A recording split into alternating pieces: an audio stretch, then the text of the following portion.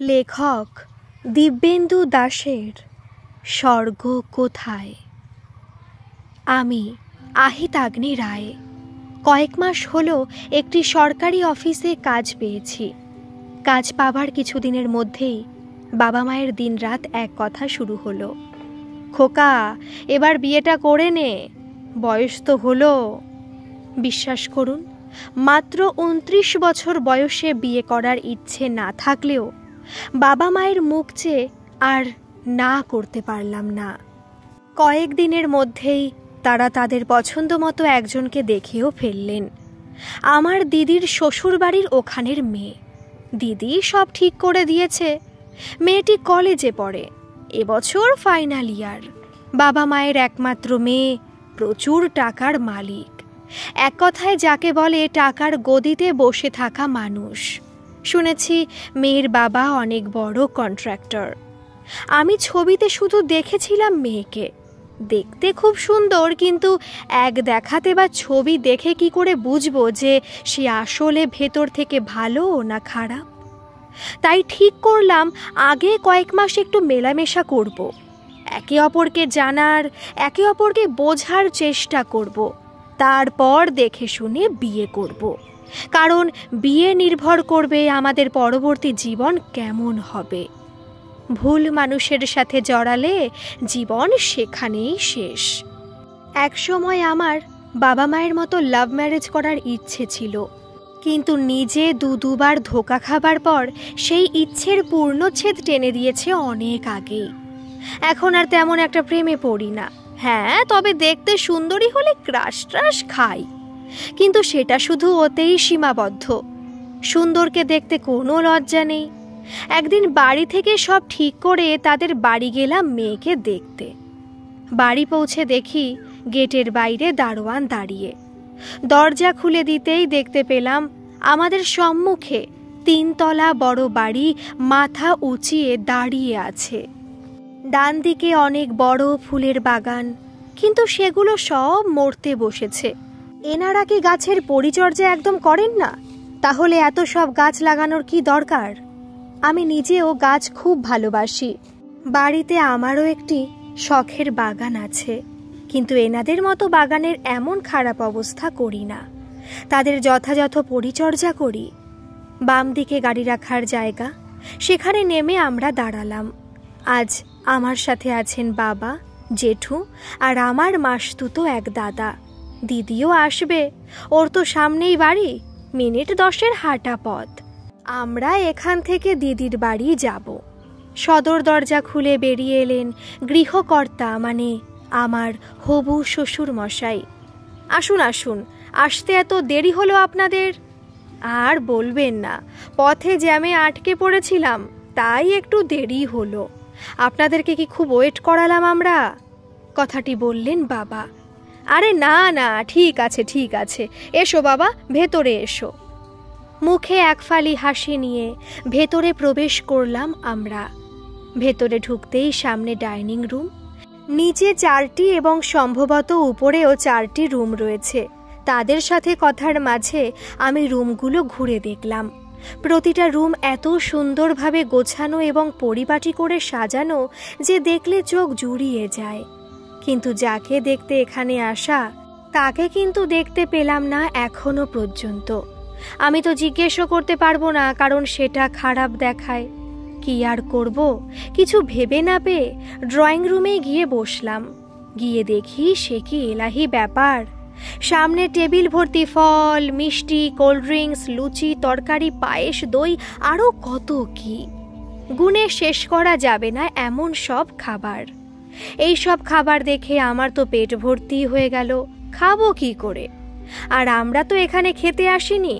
সত্যি কথা বলতে কি, আমার মন পড়ে আছে অনিন্দিতার দিকে।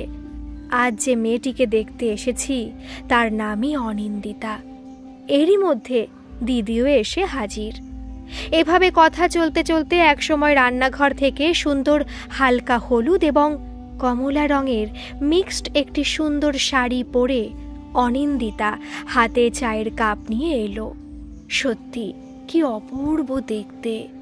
দুটি চোখ যেন ঘন কাজল কালো। চুলগুলো যেন আকাশের সাদা পেঁজা তুলোর মতো উড়ে বেড়াচ্ছে। দুই চোখের মাঝে কালো টিপ যেন তার সৌন্দর্যকে আরও বাড়িয়ে তুলেছে। গোলাপের পাপড়ির মতো তার ঠোঁট দুটি মুখে মিষ্টি হাসি নিয়ে আমাদের কাছে এসে দাঁড়িয়েছে। আমি তো সত্যিই চোখ সরাতে পারছি না তাকে দেখে, কিন্তু পরক্ষণে নিজেকে সংযত করে ভাবলাম আগে ওকে ভালোভাবে জানবো এবং তারপর বিয়ের কথা ফাইনাল করব। এত সহজে এত বড় ডিসিশন নিতে আমি পারবো না। বাবা আর জেঠু আগে এনাদের দেখে গেছেন এবং লোকের মুখে ভালো কথাই শুনেছেন। আজ শুধু তাদের সাথে এসেছি আমি মেয়েকে দেখতে। আমার হ্যাঁ বলার শুধু অপেক্ষা। আমি মেয়ের সাথে একটু আলাদা করে কথা বলতে চাই। কথাটা শোনা মাত্রই বাবা আর জেঠুর মুখ একদম বন্ধ হয়ে গেল, যেন কি এমন অন্যায় কথা বলে ফেললাম। যদিও আমার হবু শ্বশুর মশাই আপত্তি না করায় তারাও আর কিছু বললেন না। তবে বেশ বুঝতে পারলাম বাবার জেঠুর ইচ্ছে নেই, কিন্তু এখানে আমার কিছুই করারও নেই। অনিন্দিতার সাথে পাশের রুমে গেলাম। সে কেমন জানি আমাকে দেখে ভয় ভয় পাচ্ছে। এটা অবশ্য স্বাভাবিক, আমি তো ওর কাছে একজন অপরিচিত মানুষ।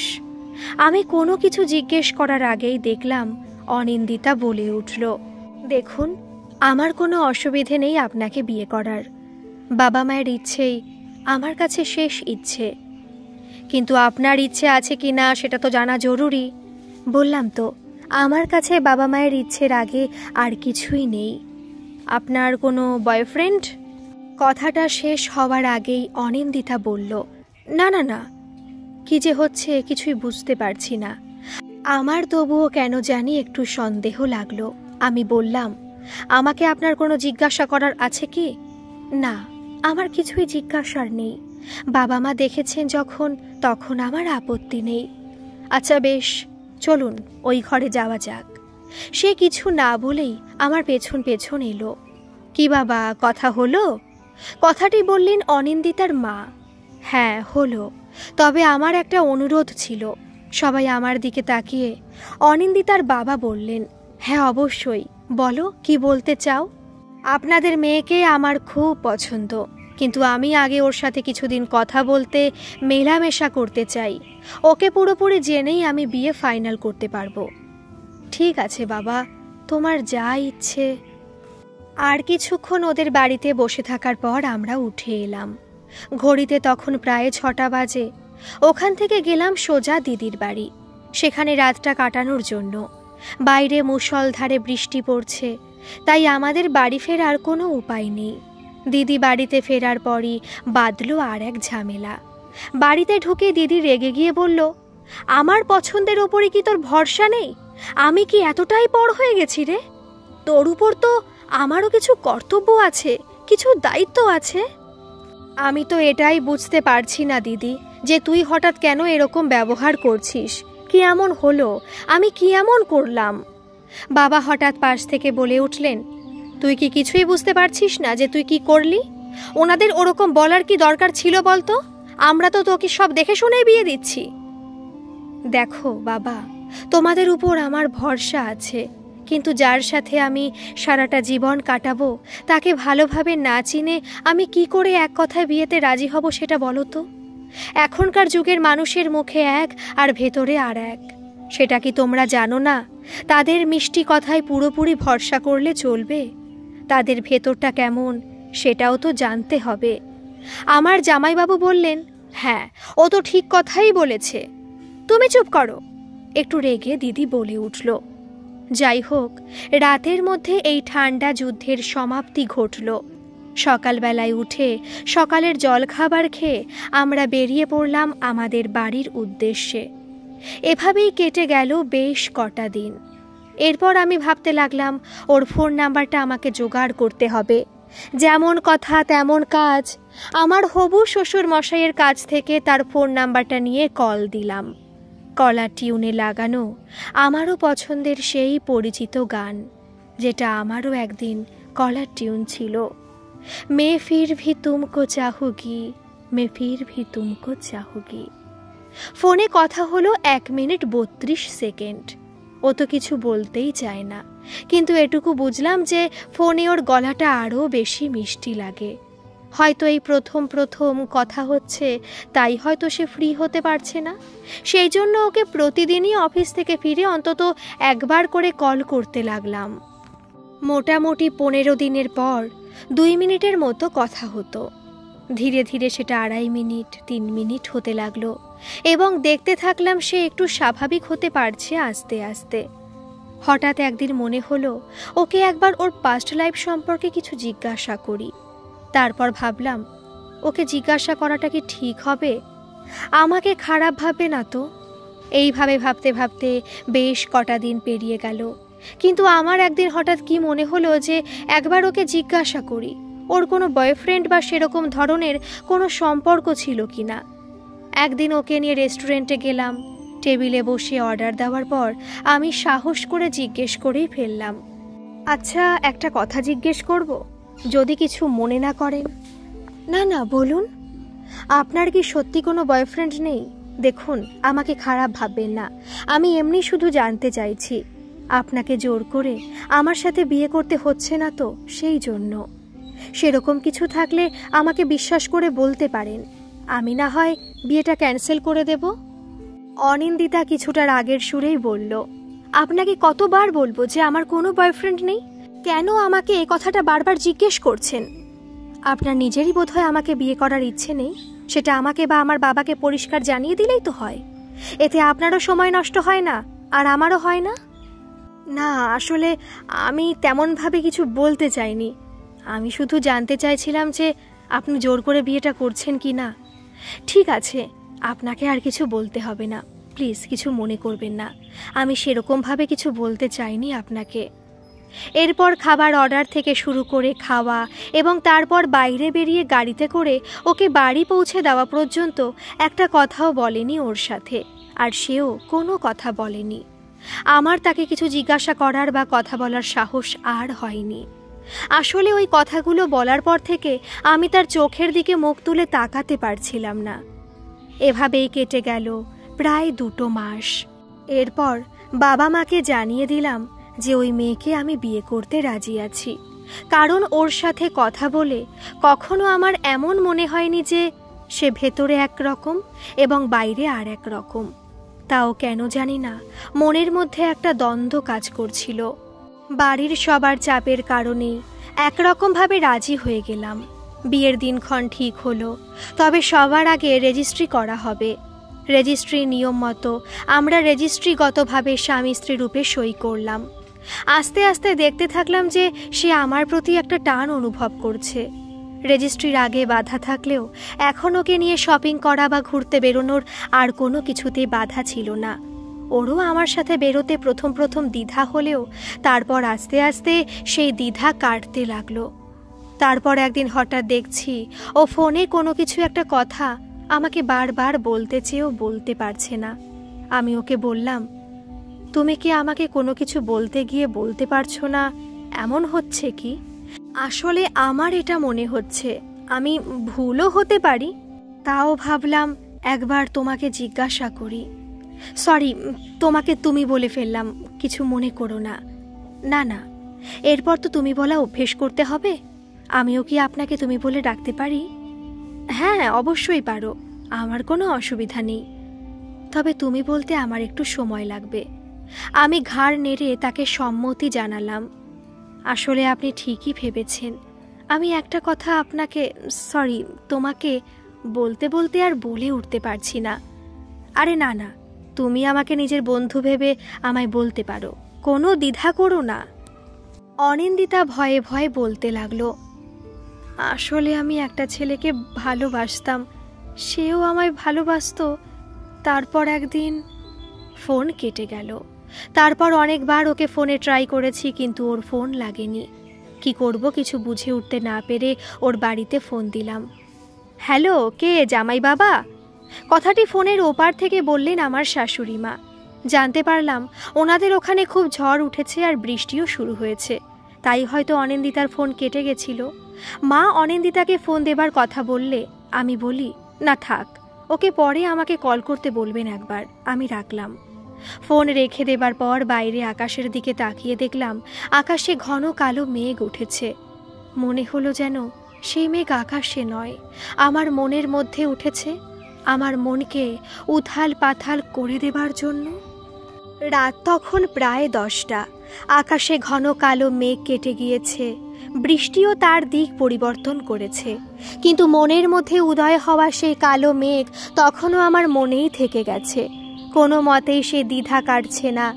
আর 5টা মানুষের মনের মধ্যে যেমন দ্বিধা আর চিন্তা কাজ করে এবং তার জন্য যে খারাপ চিন্তাগুলো মনের মধ্যে উকি দেয়, আমার মধ্যেও তার দ্বিচারিতা ঘটেনি। বাইরে আকাশের দিকে তাকিয়ে দেখতে পাচ্ছি চারিদিক শুধু অন্ধকার, যে অন্ধকার আগামীকাল সূর্যের আলোয় কেটে যাবে। কিন্তু আমার মনের মধ্যে থাকা জমানো অন্ধকার কি কাটবে? রাতের খাবার শেষ করে শুতে গেলাম। একবার মনে হলো অনিন্দিতাকে একবার ফোন করি, কিন্তু তারপরই মনে হলো যে সে তো একবার হলেও কল করতে পারত। না থাক, আমি ফোন করব না, কাল সকালে যা হবে দেখা যাবে। সকালে ঘুম থেকে উঠে দেখি ফোনের চার্জ শেষ হয়ে গেছে। আচ্ছা, অনিন্দিতা কি ফোন করেছিল রাতে? কি জানি। ফোন চার্জে বসিয়ে ফ্রেশ হয়ে এলাম। সকালের জলখাবার খাওয়ার পর ফোন খুলে দেখি অনিন্দিতা রাতে 11টা নাগাদ একবার কল করেছিল, তার মেসেজ ফোন ঢুকেছে। তাহলে কি একবার কল করব? এসব ভাবতে ভাবতেই একটি মেসেজ আরও ঢুকলো। কাল আপনাকে কল করেছিলাম, কিন্তু আপনার ফোন লাগেনি। আজকে বিকেলে আমার সাথে দেখা করতে পারবেন? আমি রিপ্লাই করলাম, হ্যাঁ নিশ্চয়ই।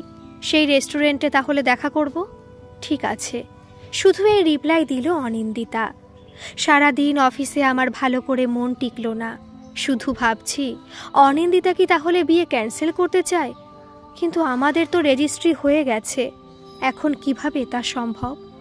এরকম হলে সবার সম্মান নষ্ট হবে, বাবা মা দিদি জামাইবাবু সবার। ওনাদের বাড়িতেও তো সবাই অসম্মানিত হবে। এটা কি অনিন্দিতা বুঝতে পারছে না? আর ও তো আমাকে তুমি দিয়ে বলতেই পারছে না, আজকেও আপনি দিয়েই বলল। তবে কি সে আমাকে এখনো মেনে নিতে পারেনি? তাহলে আমার যে মনে হলো ও আমার প্রতি একটু দুর্বল হয়েছে, সে সব কি ভুল? এসব 7-5 ভাবতে ভাবতেই আমার আজকের মতো অফিসের কাজ শেষ হলো। অফিসের কাজ শেষ করে দিয়ে আমি বের হলাম। তখন ঘড়িতে প্রায় 4টে ছুঁই ছুঁই। আমি বাইরে বেরিয়ে অনিন্দিতাকে ফোন করলাম। সে জানালো সে বেরিয়ে পড়েছে, তাকে আনতে যাবার দরকার নেই। আমি সোজা রেস্টুরেন্টে গেলেই হবে। তার কথা মতো আমি রেস্টুরেন্টের উদ্দেশ্যে রওনা হলাম। ওখানে পৌঁছলাম বিকেল 4:30। রেস্টুরেন্টে একটা সিট বুক করে আমি 1 কাপ চায়ের অর্ডার দিলাম এবং অনিন্দিতার জন্য অপেক্ষা করতে লাগলাম।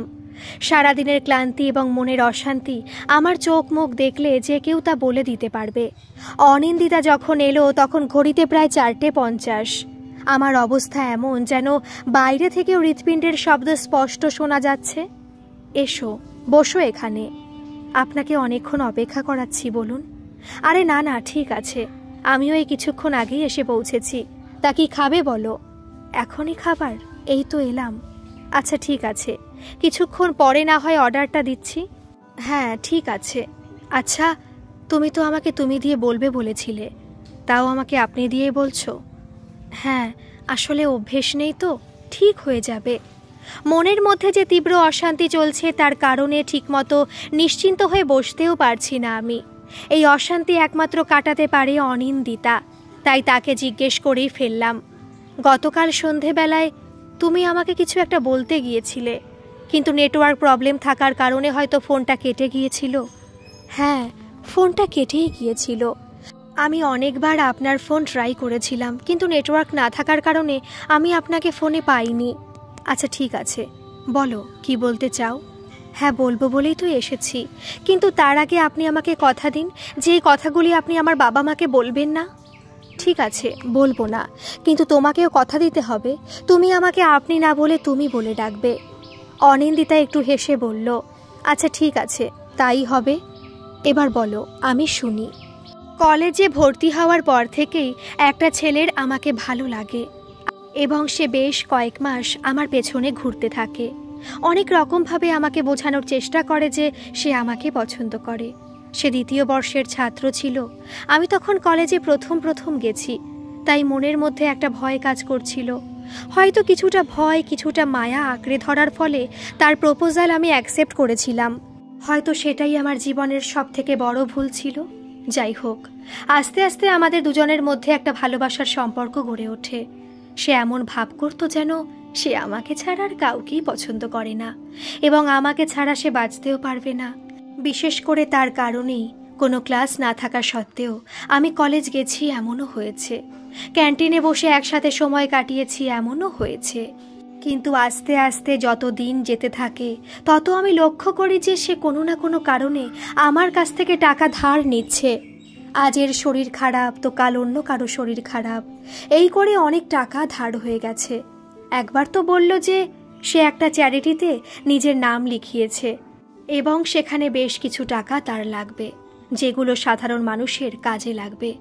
এই কথা শুনে আমি তাকে টাকা দিলাম। ভাবলাম ভালো একটা যখন কাজ করছে তখন দিই, কি হবে আর। সে প্রথমে নিতে চায়নি, হয়তো না নিতে চাওয়ার ভান করেছিল। দিনে দিনে তার চাহিদা মাত্রার বাইরে বেরিয়ে যাচ্ছিল। সে যে গরিব ছিল এমন কিন্তু নয়, কিন্তু কথায় আছে না, কিছু মানুষ অভাবে চুরি করে আর কিছু মানুষ স্বভাবে। এরপর থেকে আমি ওকে টাকা দিতে অস্বীকার করলে সে প্রথম প্রথম কিছু বলতো না, কিন্তু আমি বাড়ি এসে দেখতাম আমার পার্স থেকে টাকা উধাও হয়ে যাচ্ছে। আমি যেমন তার কাছে টাকা তোলার মেশিনের মতো হয়ে গিয়েছিলাম। শত চেষ্টা করেও আমি রিলেশন থেকে বেরোতে পারছিলাম না। তারপর একদিন সুযোগ এলো। আমি যখন 2য় বর্ষে উঠেছি তখন সে 3য় বর্ষের ছাত্র। হঠাৎ একদিন আমার কলেজ যাবার কথা ছিল না, কিন্তু বান্ধবীরা জোর করায় তাদের সাথে সেদিন ক্লাস করতে যেতে রাজি হয়ে গেলাম।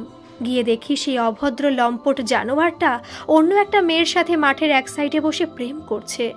তার শরীরে যেখানে সেখানে হাত দিচ্ছে। আমি নিজেকে সামলাতে না পেরে তাকে কষিয়ে 2টো চড় মারি সবার সামনে, আর ওই মেয়ের সামনেই তার মুখোশটা টেনে খুলে দিই। সেই মেয়ে সব শুনে তাকে চড় মেরে ওখান থেকে চলে যায়। আমিও চলে আসি। বাড়ি ফিরে ফোনে মেসেজ আসে, আমি তোমায় দেখে নেব, তোমার কোথাও বিয়ে হতে দেব না। তোমার আমার ফটোগুলো তোমার হবু স্বামীকে দেখালে সে নিশ্চয়ই আর তোমাকে বিয়ে করবে না। তখন তোমাকে আমার রক্ষিতা করে রাখবো, তোমাদের সব সম্পত্তি আমি ভোগ করব। যদিও এখন সে কলেজ থেকে বেরিয়ে গেছে, কিন্তু তাও রাস্তায় মাঝে মধ্যে দেখি সে আমাকে দেখার জন্য দাঁড়িয়ে থাকে কলেজের বাইরে। ওর কারণে আমি ঠিকমতো ক্লাসও করতে পারি না। কলেজ যেতে খুব ভয় করে আমার। এই বলে অনিন্দিতা কাঁদতে লাগলো। আমি ভয়ে ভয়ে টেবিলের ওপর থাকা ওর হাতটা ধরলাম। প্রথমে সে একটু ভয় পেলেও আমার চোখের দিকে তাকিয়ে সে স্বস্তি পেল। হয়তো সে ক্লান্ত চোখে সে তার প্রতি ভালোবাসা, শ্রদ্ধা আর দায়িত্ববোধ দেখছিল, আর সেই কারণেই হয়তো সে একটু শান্ত হতে পারছিল। বেশ কিছুক্ষণ পর অনিন্দিতা শান্ত হলো। তারপর রেস্টুরেন্টে খাবার খেয়ে ওকে বাড়িতে পৌঁছে দিলাম। রাস্তায় থাকার সময় ও একটি কথাও বলল না। আমিও আর ওকে কিছু জিজ্ঞাসাও করলাম না। বাড়ি ফিরতে ফিরতে সন্ধে 6টা বেজে গেল। আমি ফ্রেশ হয়ে অফিসের কাজে ল্যাপটপটি নিয়ে বসেছি। দেখলাম অনিন্দিতা ফোন করেছে। ঘড়িতে তখন বাজে 7টা 15। হ্যালো, বলো অনিন্দিতা। কি যে বলি আপনাকে, সরি, তোমাকে। যেটা তোমার মন চায় তুমি সেটাই বলো। তুমি কি তাহলে আমাকে বিয়ে করবে না? হঠাৎ এ প্রশ্ন করছো? না মানে, রেস্টুরেন্টে অনেক কিছু তোমাকে বললাম তো, তাই ভাবলাম যদি বিয়েটা ক্যান্সেল করে দাও। কেন, তোমার কি আমাকে পছন্দ নয়? না, ঠিক তা নয়, আমি সেরকমভাবে বলতে চাইনি কথাটা। তাহলে কি রকমভাবে বলতে চেয়েছো শুনি? না কিছু না, বাদ দাও। দেখো অনিন্দিতা, আমাদের তো রেজিস্ট্রি হয়ে গেছে, আর এখন বিয়ে ক্যান্সেল করা মুশকিল। আর আমি এমন কিছু ভাবিনি তোমাকে নিয়ে যে তোমার সাথে আমার বিয়ে ক্যান্সেল করতে হবে। এত কিছুর পরও তুমি এরকম বলছো?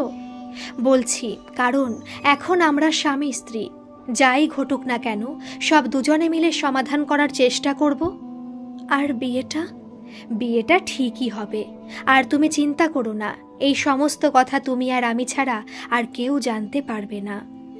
অনিন্দিতা কিছুটা অবাক হলো, কিন্তু পরক্ষণেই সে ভাবল যে তার যে জীবন সঙ্গিনী হতে চলেছে সে সত্যি খুব ভালো মনের মানুষ। বাবা মা তার জন্য ঠিক ছেলেটাই বেছেছেন। কেন যে ওই লম্পট কুলাঙ্গার ছেলের পাল্লায় পড়লাম কে জানে। হয়তো ভালো করে মানুষ চেনার জন্য। একদিকে আমার অতীত যে কিনা আমাকে শুধু টাকার মেশিন ভেবেছে, আর একদিকে আমার বর্তমান যে আমাকে ভীষণ পরিমাণে ভালোবাসে, যে আমার সাথে থাকতে চায়, আমার সাথে বাকি জীবনটা কাটাতে চায়। আমি সত্যি খুব ভাগ্যবতী। হ্যালো অনিন্দিতা, কি ভাবছো? না কিছু না, বাদ দাও। বলবে তো কোনো সমস্যা আছে? আরে না না, তেমন কিছু নয়। আচ্ছা ঠিক আছে। তারপর বেশ কিছুক্ষণ অনিন্দিতার সাথে কথা বললাম।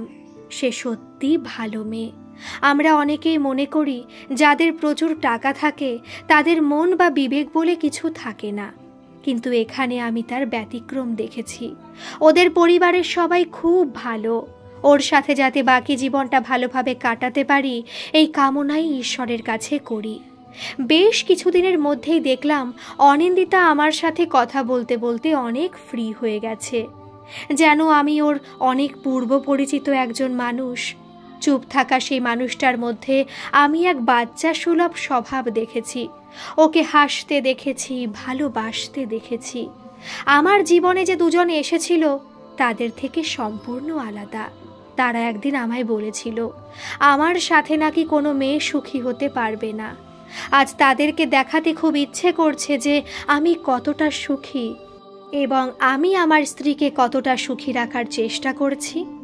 এই কদিনের মধ্যে ওর সাথে কথা বলতে গিয়ে আমি আমার অতীত জীবনের সমস্ত ঘটনা ওর সাথে শেয়ার করেছি, কারণ আমি চাই না যে আমাদের মধ্যে কোনো কিছু গোপন থাকুক বা পরবর্তী ক্ষেত্রে অন্য কারো মুখে এই নিয়ে কোনো কথা সে শুনতে পাক। আমি ভেবেছিলাম সে হয়তো খুব রিয়্যাক্ট করবে, কিন্তু আমি ভুল ছিলাম। আমার অতীত ঘটনা নিয়ে তার তেমন কোনো ইন্টারেস্টই নেই।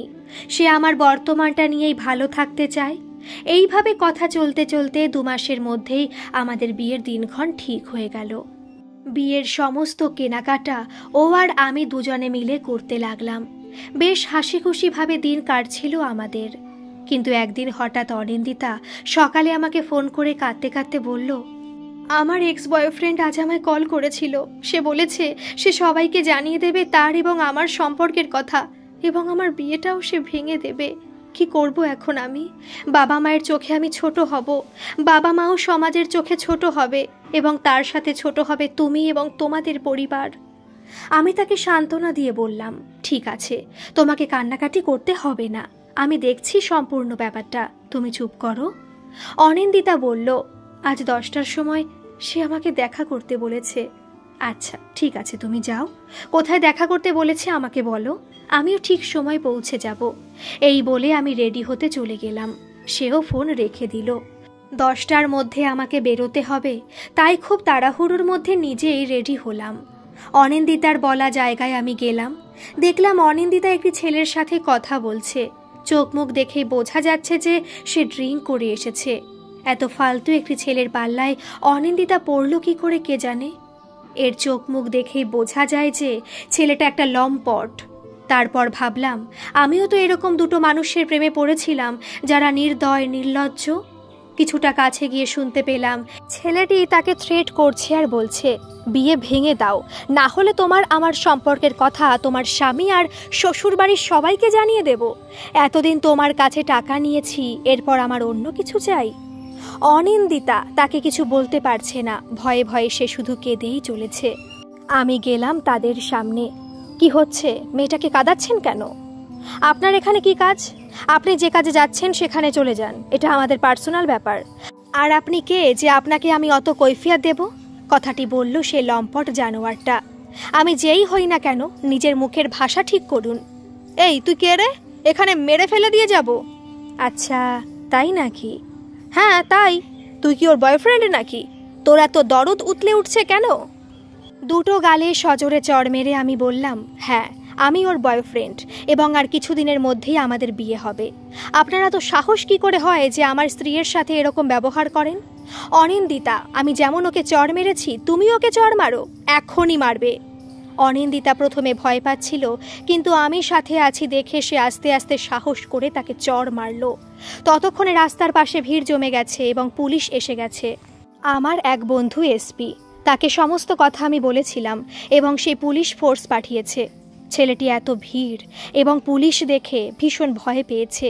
সে অনিন্দিতার কাছে ক্ষমা চাইছে, কিন্তু সে তাকে ক্ষমা করবে না কোনোদিনও। আমি বললাম, আপনাকে 10 দিন সময় দিচ্ছি। এই সময়ের মধ্যে যত টাকা অনিন্দিতার কাছে নিয়েছেন তার সুদ সমেত ফেরত দেবেন, নইলে কিন্তু আপনার কপালে খুব দুঃখ আছে।